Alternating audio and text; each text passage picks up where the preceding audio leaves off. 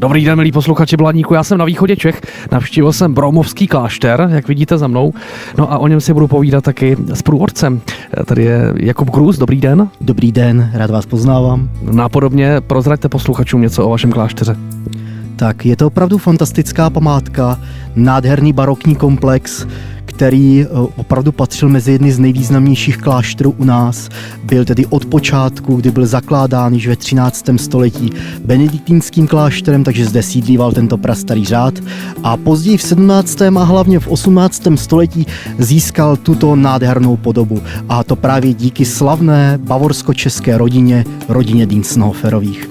Vy jste otevření celoročně, tak co posluchači uvidí? Tak momentálně máme k dispozici v rámci našeho prohlídkového okruhu rozhodně krásný kostel svatého Vojtěcha, který patří mezi ty opravdu nejfantastičtější sakrální stavby u nás.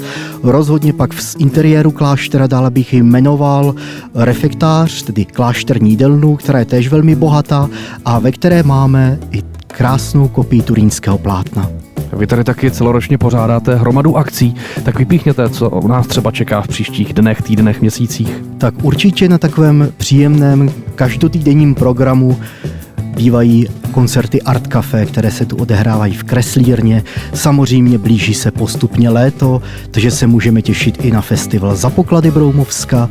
K těm akcím bych ještě dodal, že přednedávnem tu proběhla soutěž, už taky taková etablovaná Broumovská klávesa, čekají nás letní hornové kurzy, čeká nás divadlo, čeká nás spousta dalších zajímavých věcí. Pojďme ještě k otevírací době, kdy mohou posluchači přijít.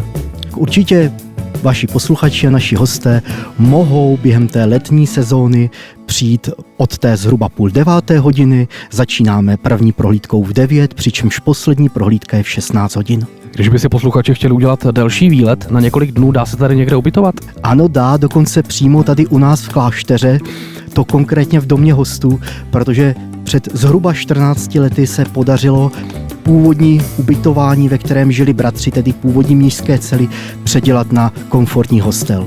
No a ještě si myslím, že velké lákadlo by mohly být ty zahrady, tak ještě prozraďte něco posluchačům o nich. Před časem došlo k zvelebení zahrad, které prošly stejně jako areál kláštera rozsáhlou revitalizací a my, když se tedy díváme po teďka těch krásných jarních zahradách, tak samozřejmě nejenom, že lákají k odpočinku, k takovému tomu špacíru, ale nachází se zde třeba i galerie současného umění Dům.